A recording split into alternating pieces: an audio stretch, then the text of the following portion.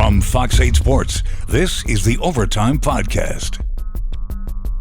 From the Fox 8 studios in New Orleans, it's the Fox 8 Overtime Podcast. I'm your host, Sean Fazende, riding shotgun as he does each and every podcast is Andre Johnson. Junior. Do not forget the Junior. It's very important to remember the JR at the end of the name. Before we get into today's content, be sure to like, share, rate, and review. If you are watching us on YouTube, hit that subscribe button. Get the bell notification for when we drop that fire content. I'm dropping my phone. Hold on one second here.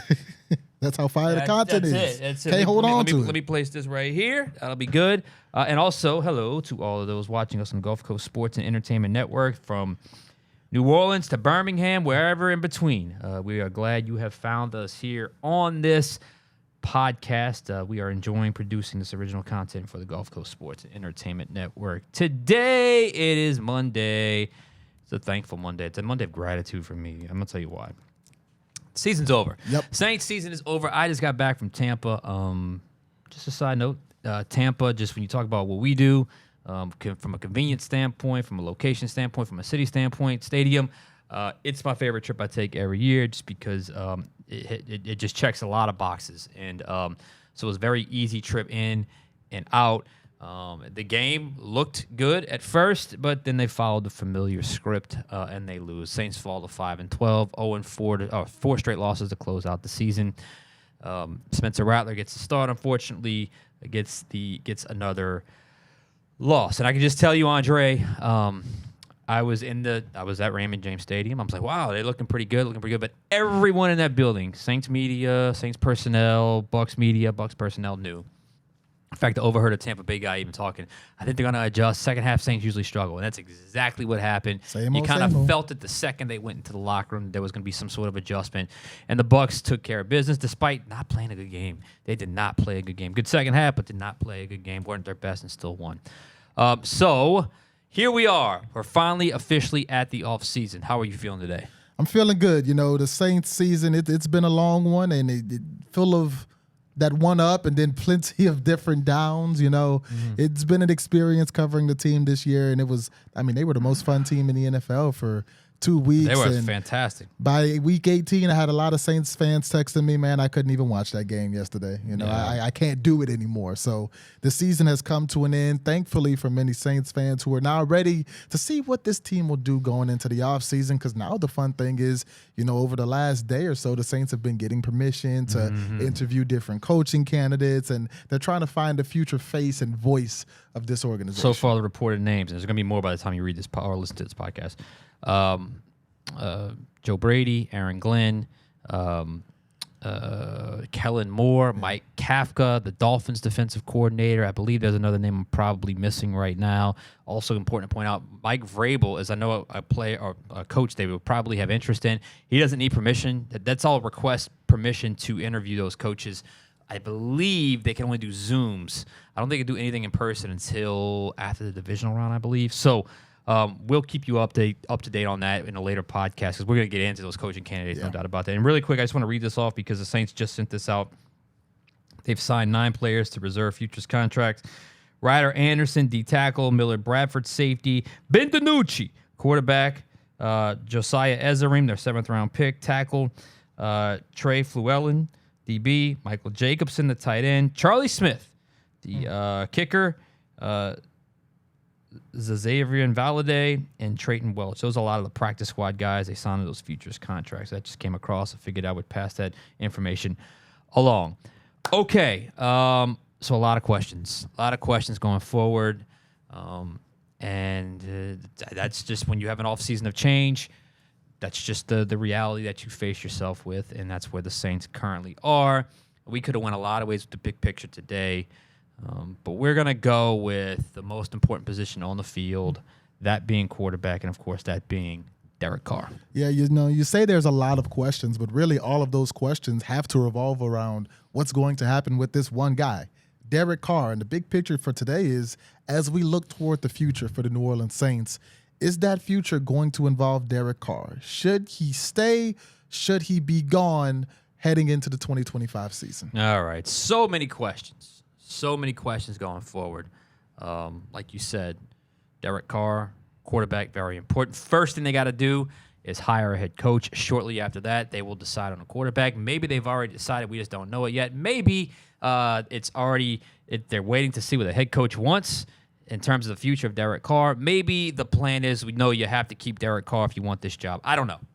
But one thing is certain. When it comes to Derek Carr, and this is just the truth, there really are no easy answers with how to approach his 2025 season. Carr has a very high cap number, $50+ million, if I'm not mistaken. No one since Carr has gotten here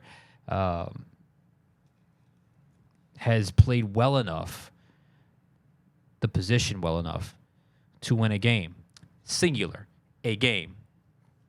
And despite several tries.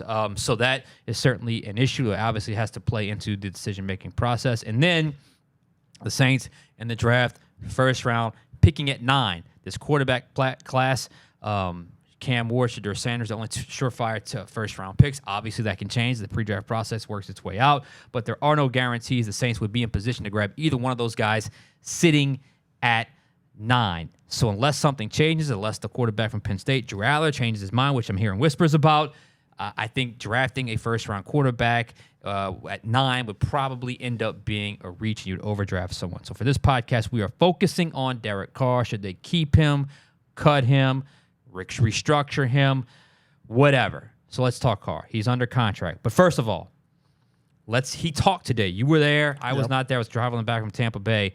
He spoke today about his future. To me, he sounded like a guy that's very realistic about the reality he is about to face. I feel like we finally starting to put our thumb down on who we are, and people are getting to see who we are, and that part's exciting for me.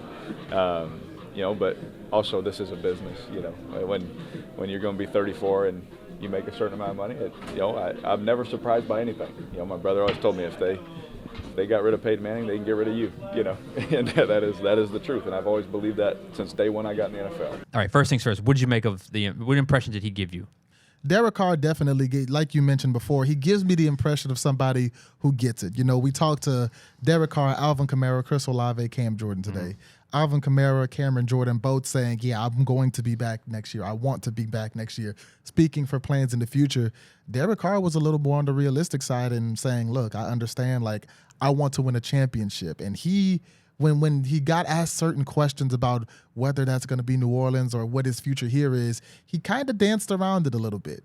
At times he talked about, the Saints and the situation here, but at times he talked about really just what he wanted to do in general and not necessarily in New Orleans because, he gets it. This is a team that's probably looking towards a rebuild, that's probably going to need a young quarterback. He's 34 years old, and you mentioned the cap number that he comes with, and with all of those factors, it's not a guarantee that everything he wants to do is going to happen in black and gold. And the impression I got was that's a man that understands exactly where he's at in his career.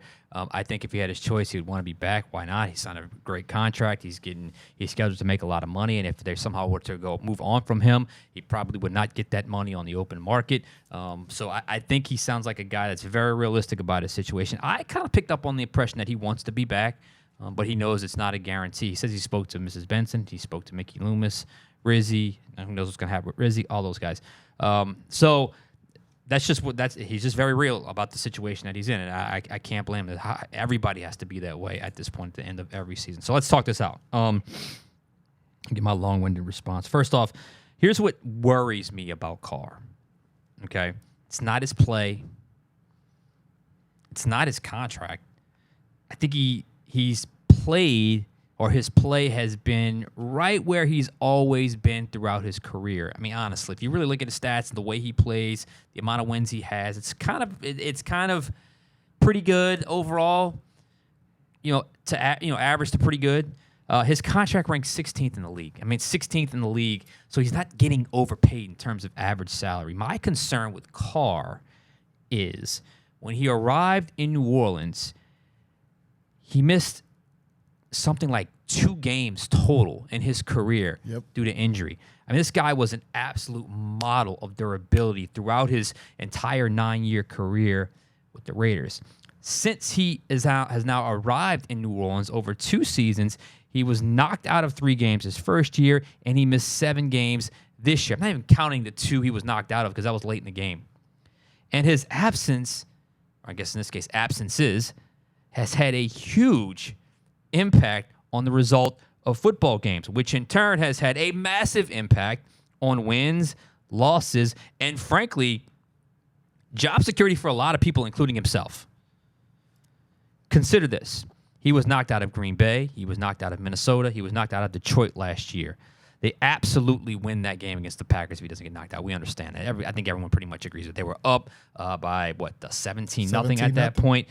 You were there. I was there. So that game was the one that all kind of flipped and really kind of set the table for the rest of the tailspin that they've been on really for 2 seasons.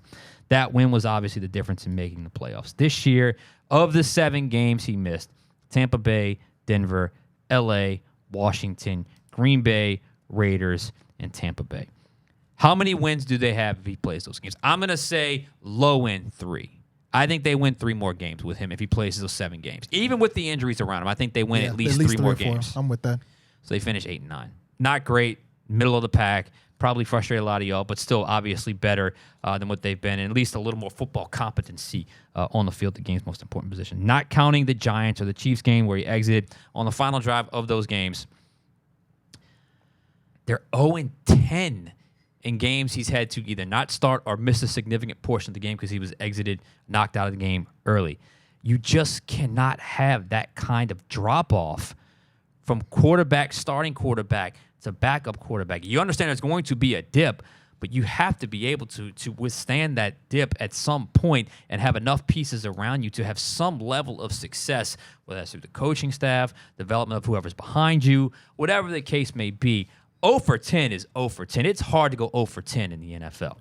A lot of other teams were winning with backups, winning with backups, and they've had a lot of backup quarterbacks. I always point to the Dallas situation. They played with Trey Lance yesterday. They lost that game. Is that correct? Yeah, at the last second. At the last second, right.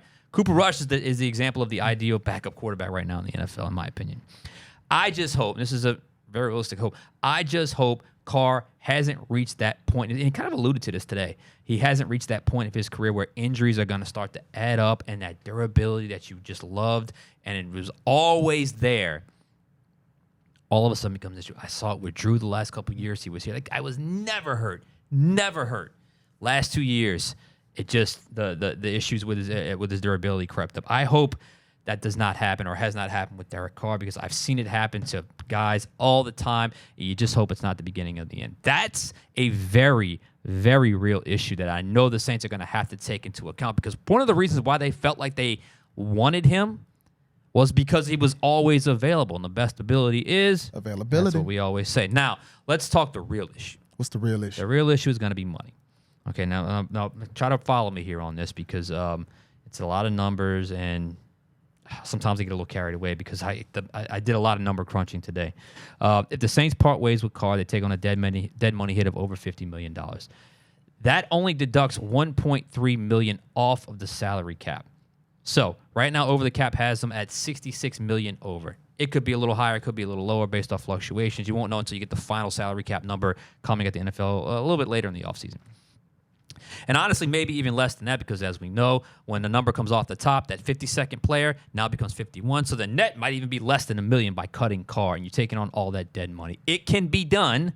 Let me make sure I say that. It can be done, but that means to get under the salary cap, the moves you would have to make, you have to restructure a ton of players on your roster, which of course adds even more future costs to those players who could be aging at some point. Oh, and you're probably likely going to have to ask players like Cam Jordan or Taysom Hill to take significant pay cuts just to get close to where you need to be. So far, I have, again, number crunching, restructures from McCoy, Ruiz, Granderson, Werner, pay cut for Taysom, and that's a massive pay cut from like the 11 and 10 million they're making respectively all the way down to league minimum. Which just how could you realistically do that? No. I mean, these guys still have families, and a pay lifestyle cuts to maintain. And there's always the incentive thing where you can make it back. But cutting Saunders, Williams, Gray, Wilson, I'm actually fine with that. That could happen either way. Combined with Ramczyk coming off the books. And according to the numbers I have, again, it's fluctuating. It's not exact. But my math, I'm still not quite there yet. Just to get salary cap compliant, not even giving yourself enough space to go out and spend some money that you're going to have to spend inevitably, even on low-cost free agents, and obviously a draft class you got to sign as well, and plus your own free agents. So if you're hell-bent on moving on from Carr, And who knows? Maybe the next coach wants nothing to do with Derek Carr. They think he's damaged goods. He's washed up. He's over the hill. He's not the same player. You're not going to win with him. Whatever. All fair. It can be done. But there are a lot, and I mean a lot of hoops to jump through to get there. And maybe that is the plan. Bite the bullet now. Just draft well in 2025. Gear up for 2026 where you could be getting a lot more money on the books or a lot more cap space on the books with the Carr cutting. To me, though, given how he's played.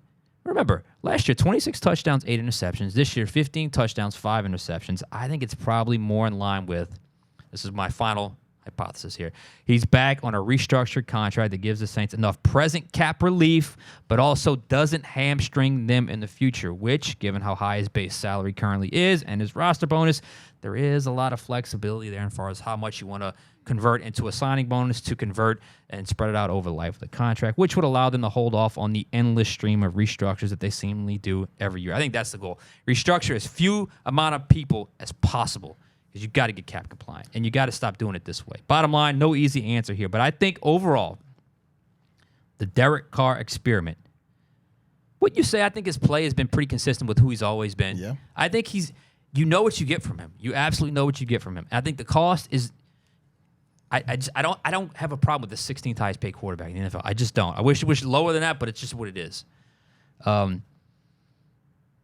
I'm okay with him coming back. But what's been troubling to me is how far that drop-off has been when he's not available. In other words, while he's been pretty good at his best, pretty good, when he's been bad, he's been average, in my opinion. I don't think he's been terrible. He hasn't been elite. He hasn't been fantastic. He hasn't been, even very good.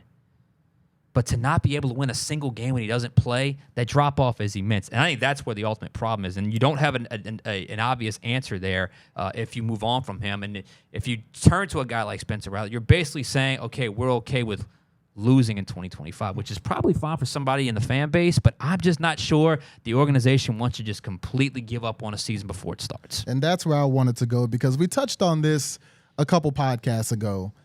Why does the fan base kind of push back against Derek Carr as much as they do? And I think there's two sides to the fan base. There's a side that likes Derek Carr, and that you kind of saw him going back and forth in the comments of that podcast. There's a side that likes Derek Carr and thinks he's good enough to help the Saints win, similar to how he did the first 2 weeks.